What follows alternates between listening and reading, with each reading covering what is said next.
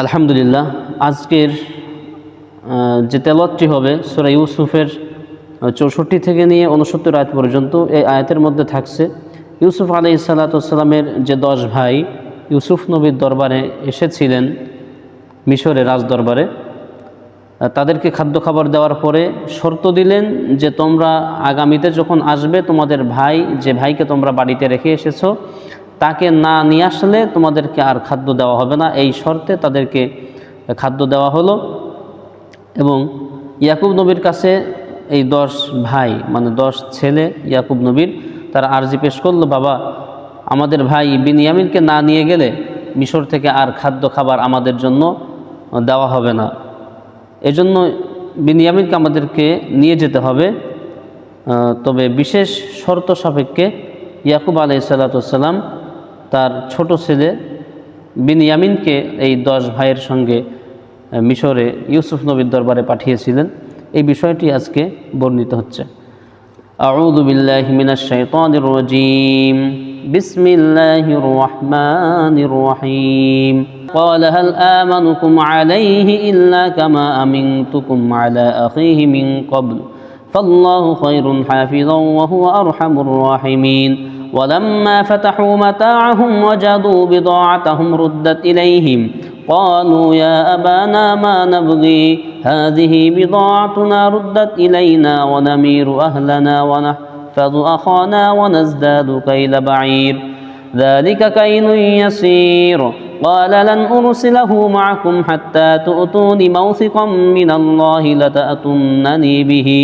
لتأتونني به إلا أن يحاط بكم فلما آتوه موثقهم قال الله على ما نكون وكيل وقال يا بني لا تدخلوا من باب واحد وادخلوا من أبواب متفرقة وما أغني عنكم من الله من شيء إن الحكم إلا لله عليه توكلت وعليه فليتوكل المتوكلون ولما دخلوا من حيث أمرهم أبوهم ما كان يغني عنهم من الله من شيء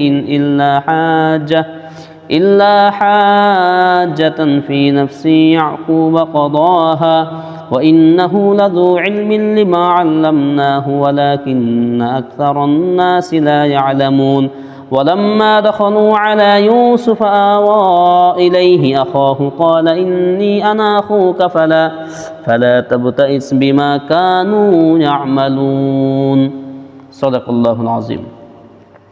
সূরা ইউসুফ আয়াত নাম্বার 64 থেকে 69 পর্যন্ত শুরু হচ্ছে বাংলা অনুবাদ। قال هل آمنكم عليه إلا كما أمنتكم। হযরত ইয়াকুব আলাইহিস সালাম তার সন্তানদেরকে বললেন, ওই যে সন্তানেরা আরজি পেশ করলো যে বাবা ফারসিল মা'না আখানা নাকতাল ওয়া ইন্না লাহুল হাফিজুন, আপনি আমাদের সঙ্গে আমাদের ভাইকে পাঠান বিনিয়ামিনকে, আমরা তার দেখাশোনা করব, তার হেফাজত করব, আপনি শুধু আমাদের সঙ্গে তাকে পাঠান মিশরে। এই অভিপ্রায় যখন পেশ করা হলো, ইয়াকুব নবী তখন তার ওই 10 সন্তানকে বলছেন এই কথা। ক্বালা হাল আমানুকুম, ইয়াকুব নবী বললেন যে আমি কি তোমাদেরকে বিশ্বাস করব তার ব্যাপারে, ইল্লা কামা আমিনতুকুম আলা আখিহি মিন ক্বাবল, যেভাবে তার ভাইয়ের ব্যাপারে ইতিপূর্বে আমি তোমাদেরকে বিশ্বাস করেছিলাম। অর্থাৎ সেই পূর্বের ঘটনার দিকে ইঙ্গিত দিচ্ছেন ইয়াকুব নবী যে আমি তো ইতিপূর্বে তোমাদেরকে ইউসুফের ব্যাপারে তোমাদেরকে বিশ্বাস করে তাকে তোমাদের হাতে তুলে দিয়েছিলাম, আর তোমরা মরুভূমিতে তাকে নিয়ে গেলে এবং তাকে হত্যার ষড়যন্ত্র করে আমার কাছে এসে তোমরা মিথ্যা গল্প বানিয়ে বললে। সুতরাং আগেই আমার শিক্ষা হয়েছে, এখন তোমাদের হাতে আর আমি বিনিয়ামিনকে তুলে দিচ্ছি না। ফাল্লাহু খায়রুন হাফিজা, আল্লাহ তাআলাই হচ্ছেন উত্তম হেফাজতকারী, ওয়া হুয়া আরহামুর রাহিমিন, আর তিনি হচ্ছেন আরহামুর রাহিমিন, করুণাকারীদের মধ্যে সবথেকে বড় দয়াশীল। ওয়ালাম্মা ফাতাহু মাতাআহুম ওয়াজাদু বিদাআতাহুম, এই কথাবার্তা বলছেন ইয়াকুব নবী, সন্তানদের সঙ্গে এই কথাবার্তা বলা হচ্ছে।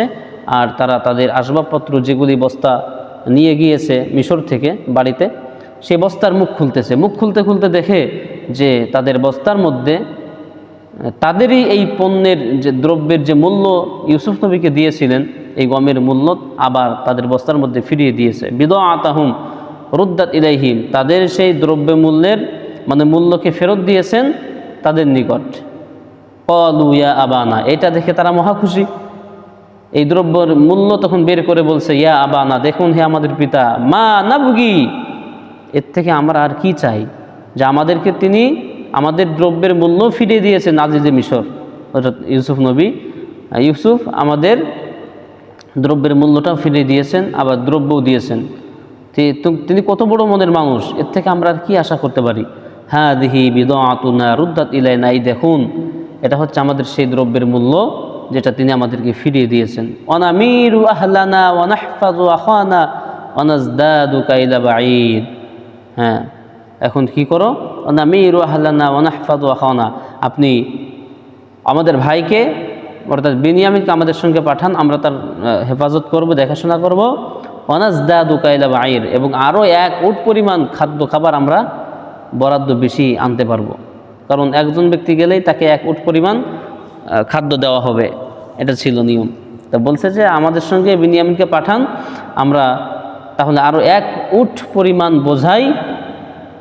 বোঝা পরিমাণ খাদ্য বেশি আনতে পারবো। যালিকা কাইলু ইয়াসির, আর এটা তো খুবই সহজ। হ্যাঁ, এটা খুব সহজ, কারণ ইতিমধ্যেই আজিজে মিশরের সঙ্গে ইউসুফের সঙ্গে আমাদের সখ্যতা গড়ে উঠেছে। উনি আমাদেরকে যথেষ্ট সম্মান করেছে, ইজ্জত দিয়েছে, কারণ আমরা কেনানের অধিবাসী, আমরা পয়গম্বরের আওলাদ, তিনি আমাদেরকে সম্মান করেছে।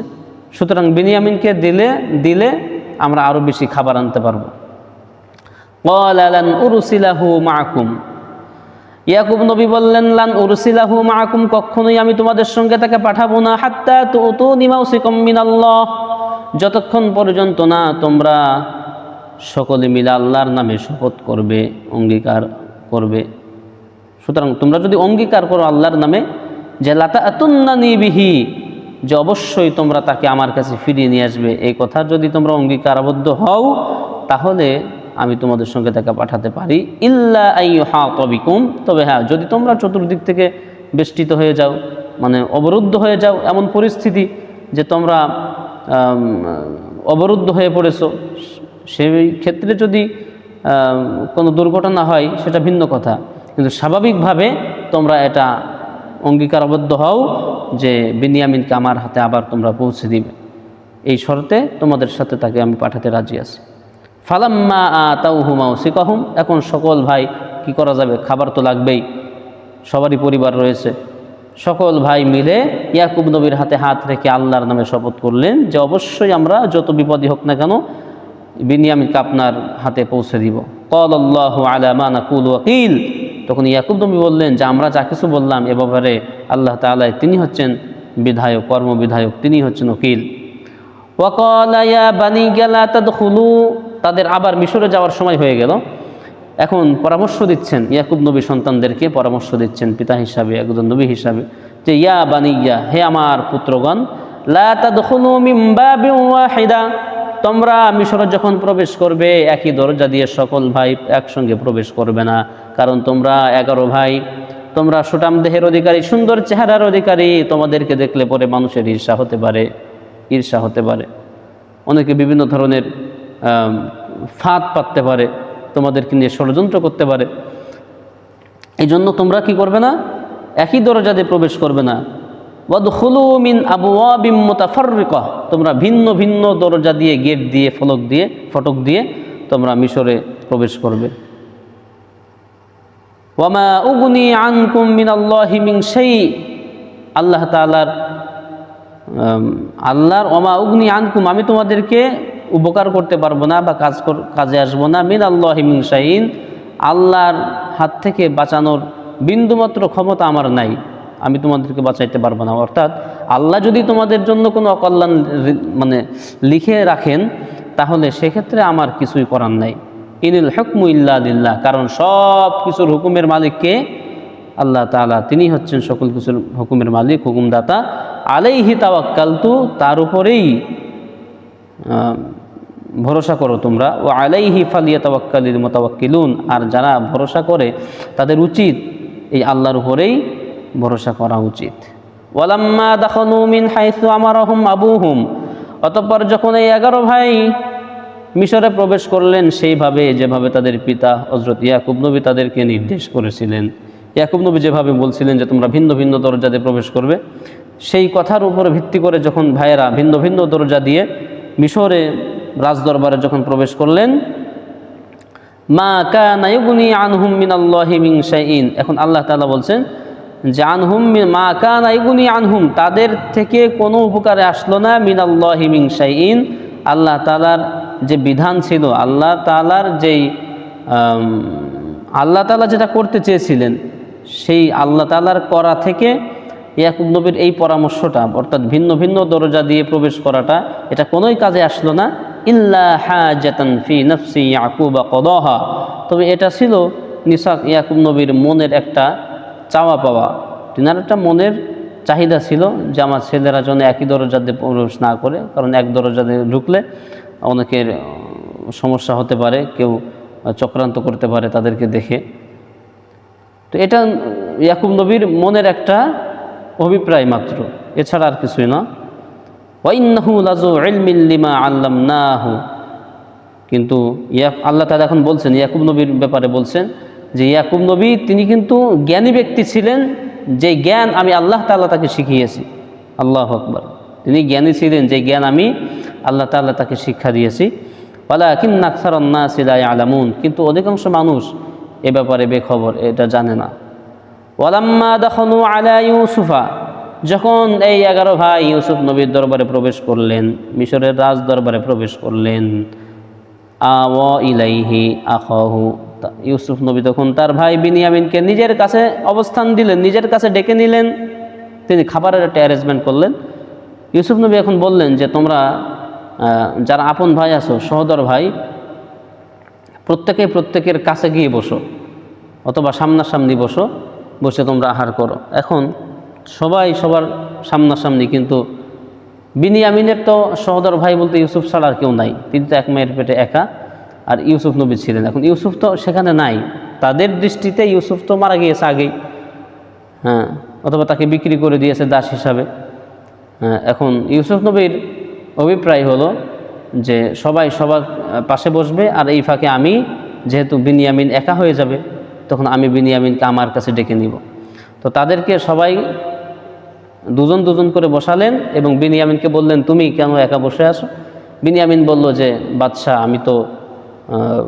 আমি একাই, আমার ভাই একজন ছিলেন ইউসুফ, তাকে ছোটোবেলায় নেকড়ে খেয়ে গেছে।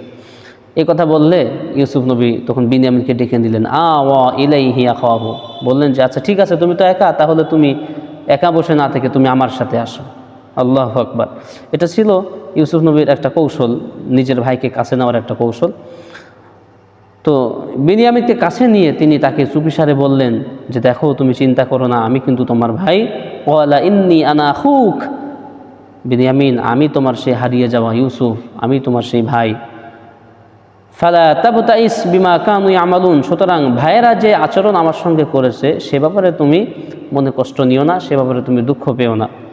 তো এটি ছিল সূরা ইউসুফের, মোটামুটি ইউসুফ সূরা প্রায় শেষের অর্ধেকের বেশি হয়ে গেছে, 64 থেকে নিয়ে 69 আয়াত পর্যন্ত।